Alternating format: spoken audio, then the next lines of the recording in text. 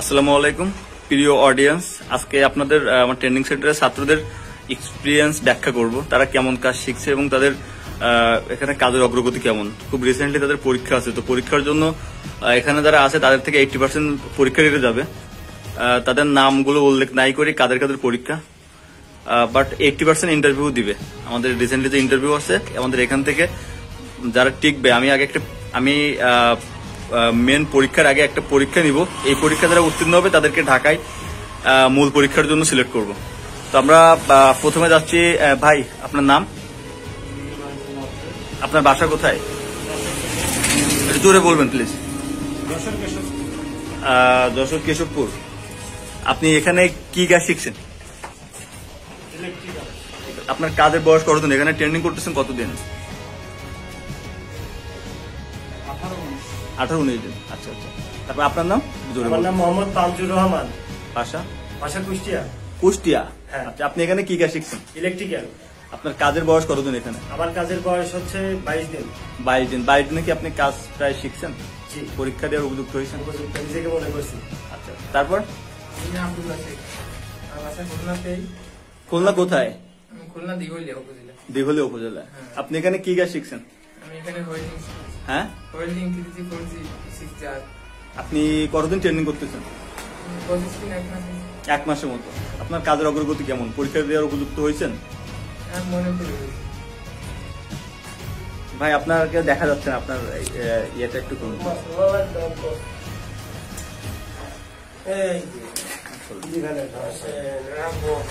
আপনি এখানে কি কাজ শিখছেন? আমি চলে যাবো। তারপর আপনার নাম?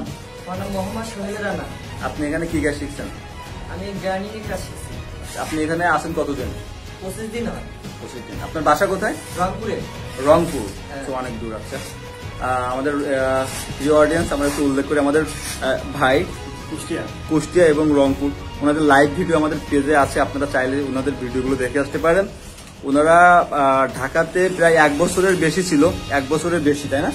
1 বছরের বেশি ছিল, কিন্তু তারা বিদেশে যাইতে পারে নাই, সিঙ্গাপুর যেতে পারে নাই। তো অবশেষে আমার ট্রেনিং সেন্টারে আসছে এবং আমি আশাবাদী খুব দ্রুত তারা যেতে পারবে ইনশাল্লাহ। তারপর আমরা চলে যাব। জি, আমার নাম মোহাম্মদ নাইম ইসলাম। আমার বাসা হচ্ছে খুলনাতে, খুলনা দাকব থানা। দাকব থানা। আচ্ছা, আপনি এখানে কি কাজ শিখছেন? আমি এখানে ডিস্ট্রিবিউটর। আপনি কাজ করছেন কতদিন? ট্রেনিং করছেন কতদিন? 1 মাস। 1 মাস। জি। কাজের অগ্রগতি কেমন? কাজের অগ্রগতি খুব ভালো। আপনার কি আগামীতে যে পরীক্ষা আছে, আপনাকে আমি ইনশিওর করছি আপনি পরীক্ষা দিতে যাবেন কনফার্ম। তো আপনার কি মনে হয় পাস করতে পারবেন এবার? আপনি আগেও পরীক্ষা দিয়েছেন, অবশ্যই আপনি পাস করছেন। কোম্পানি ব্যবসার জন্য আপনার আইটি আসে নাই। আচ্ছা, আমরা চলে যাচ্ছি। তারপর আমার নাম বিরাট সর্দার। আপনার বাসা? ফকিরহাট মনঘর। ফকিরহাট। মনঘর।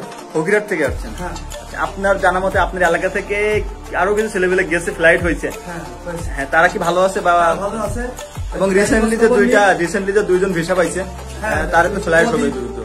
এরা 2জন ভিসা পাইছে। 21 তারিখ খুব সম্ভবত ফ্লাইট। ঠিক আছে। প্রিয় অডিয়েন্স, আপনারা সবাই হয়তো অবগত আছেন সিঙ্গাপুরে আবাসন সংকটের জন্য দেরিতে ফ্লাইট হচ্ছে। আগের মতো খুব দ্রুত ফ্লাইট হচ্ছে না।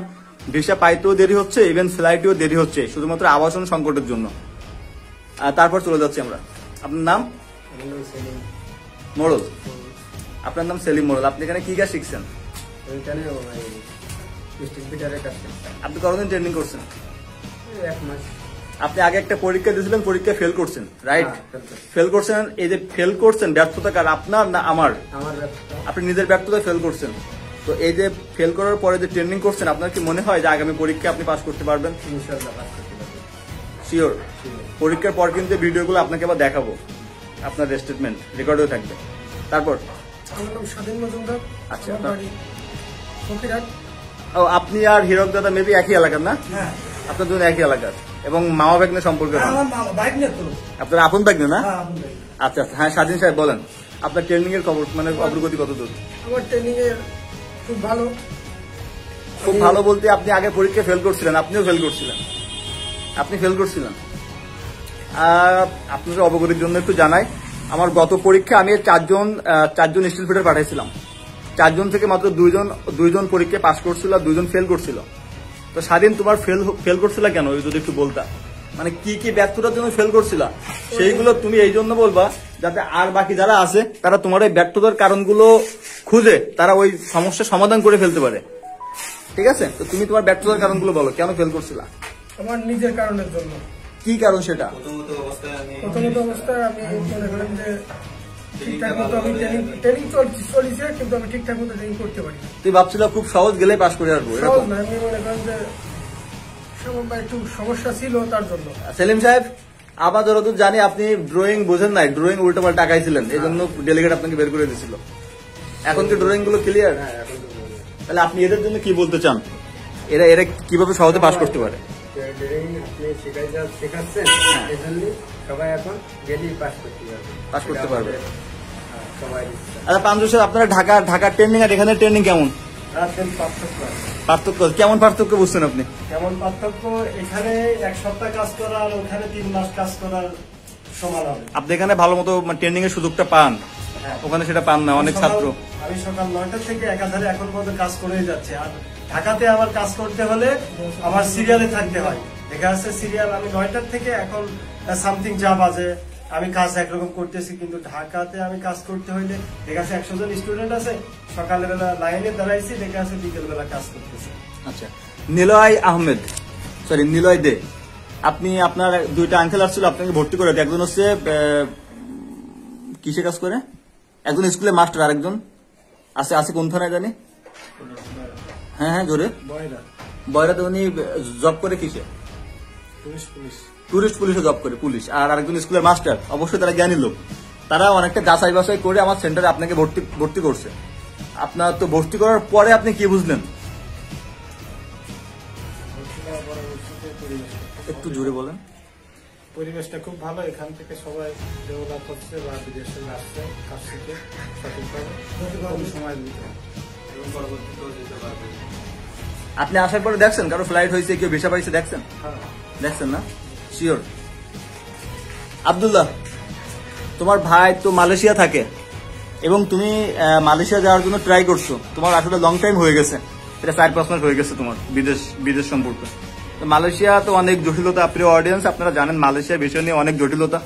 তো অবশেষে আব্দুল্লাহকে আমি সিঙ্গাপুরের জন্য মনোনীত করছি, যে সিঙ্গাপুরে যাক, বয়স কম, যদি এই বয়সে সিঙ্গাপুর যেতে পারে কাজ শিখে তাহলে হয়তো ভালো থাকবে। তো তোমার কি মনে হচ্ছে যে আমি যে সিদ্ধান্তটা নিয়েছি, যদিও তোমার গার্জিয়ান আমার উপরে ডিসিশন দিচ্ছে যে আমি যেটা ভালো বুঝি সেটা করতে, তো আমি তোমাকে সিঙ্গাপুরের জন্য মানে ঠিক করছি, তো তোমার কি মনে হয় সিঙ্গাপুর গেলে তুমি ভালো থাকবা? তোমার এলাকা থেকে আমার সেন্টার থেকে কেউ গেছে? নাম কি সে যারা গেছে? তাদের নাম হচ্ছে, একজন নাম কাদের, একজন নাম নাজিম। তারা কেমন আছে? তারা ভালো আছে, আমার কাকা হয় তারা।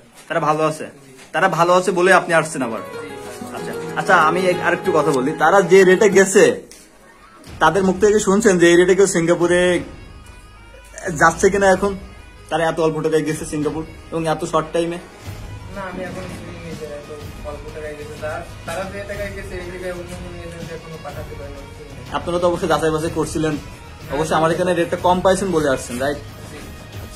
রংপুর থেকে ভাইয়ের নাম সোহেল রানা। সোহেল রানা ভাই, আপনার সিঙ্গাপুর থেকে আপনার নানু কি বলছে এখানে? আপনি তো ট্রেনিং এর বিষয়ে তাকে শেয়ার করছেন, তো উনি কি বলছে এখান থেকে কি ডেভেলপ করা সম্ভব? এখান থেকে গেলে আপনার ভবিষ্যৎ ভালো হবে? হ্যাঁ ইনশাআল্লাহ ভালো হবে। আচ্ছা পরিশেষে ভাই কিছু বলেন, সিনিয়র ভাই একটু বলেন, আপনি কি আশাবাদী আপনি দ্রুত যেতে পারবেন পরীক্ষা এবার? মোহাম্মদ নাইম, আপনি সকল অডিয়েন্সের উদ্দেশ্যে আপনার ব্যক্তিগতভাবে কিছু বলেন।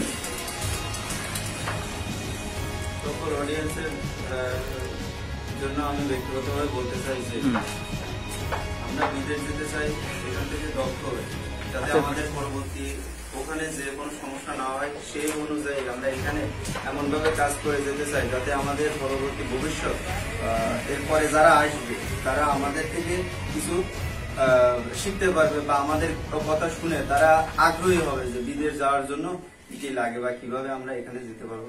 আর খুবই অল্প টাকার ভিতরে এখান থেকে যখন আমরা যেতে পারছি, তো সেই জন্য আমার খুবই ভালো লাগতেছে যে আমাদের অন্য যে দুই ভাই আসছে অনেক দূর থেকে। আপনাকে ভর্তি করাইছিল কে? আমাকে এখানে ভর্তি করেছিল আমার হচ্ছে বোন জামাই আর কি। উনি এখন সিঙ্গাপুরে আছে? হ্যাঁ, উনি তো আমাদের মাধ্যমে গেছে, আপনি জানেন। থেকে চলে গেছে, ওনার মাধ্যমে আমি আর কি এখানে আসছি। আচ্ছা, উনি ভালো আছে বলে আপনাকে ভর্তি করাইছে, রাইট? আচ্ছা আচ্ছা আচ্ছা। এখানে এসে আমি অনেক ভালো কাজের সম্পর্কে অভিজ্ঞতা পাইছি এবং খুব দ্রুতই যেতে পারবো এই আশাবাদী। প্রিয় অডিয়েন্স, আমরা ভিডিওটি আর দীর্ঘায়িত করবো না, পরিশেষে একটা কথাই বলবো যে বিদেশের ব্যাপারটা হচ্ছে, স্পেশালি সিঙ্গাপুরের ব্যাপারটা আপনার নিজের উপর অনেকটাই নির্ভর করবে। আপনি আপনার স্কিল যেমন হবে আপনি তত দ্রুত ভিসা পাবেন, এটুকু গ্যারান্টি আমরা দিতে পারি। আপনি যদি ট্রেন্ডিং না করেন, আপনার স্কিলের যদি ঘাটতি থাকে, আপনি 6 মাস কেন আপনি 2 বছর থাকলে ভিসা পাবেন না সিঙ্গাপুরের। আপনি যদি সৌদি আরব, দুবাই বা সিঙ্গাপুর বাদে আমাদের এশিয়ার অন্য দেশে যান, পাসপোর্ট টাকা দিলে আপনার ভিসা ইজিলি আপনি পাবেন। কিন্তু সিঙ্গাপুরের ক্ষেত্রে এমনটা আদৌ সম্ভব নয়। আপনি যদি 10 লাখ টাকাও দেন, আপনার স্কিল যদি না থাকে আপনি সিঙ্গাপুরের জন্য অ্যালাউ হবেন না। ডেলিগেট কর্তৃক যাচাই বাছাই করে পরীক্ষার পর আপনাকে সিঙ্গাপুর যেতে হয়। তো নিজের ব্যর্থতার দায়ভার অবশ্যই এজেন্সির উপরে চাপাবেন না। আপনার মন দিয়ে কাজ করবেন, ভালোভাবে ট্রেনিং করবেন। মনে রাখবেন এই কাজই আপনাকে সিঙ্গাপুর গিয়ে করতে হবে। আপনি যদি কোম্পানিতে যাওয়ার পর এই কাজটা প্রপারলি করতে না পারেন, কোম্পানি আপনাকে সেন্ড ব্যাক করতে পারে, সেক্ষেত্রে এজেন্সি বিন্দুমাত্র দায়ভার থাকবে না। তো আপনার ভবিষ্যৎ আপনার কাছে, সিদ্ধান্ত আপনার, জীবন আপনার, সিদ্ধান্ত আপনার। তো সবাই ভালো থাকবেন, সুস্থ থাকবেন। আচ্ছা, নতুন যারা আসবে তাদের উদ্দেশ্যে আপনারা আপনাদের পক্ষ থেকে কেউ কিছু বলতে চান? জি, বলেন। নতুন যারা আসবে তাদেরকে আমি বলতে চাই, তারা আসুক, এখানে যাচাই বাছাই করুক। যারা বাইরে গেছে তাদের সাথেও যদি রিলেটিভ থাকে তাদের সাথে কন্ট্যাক্ট করুক। কন্ট্যাক্ট করে আমি মনে করি তারা আসলে এখান থেকে যদি সবাই মানে নিজের চেষ্টায় ভালোভাবে যদি কাজ শিখতে পারে, তাহলে বাইরেও ভালো থাকবে তারা।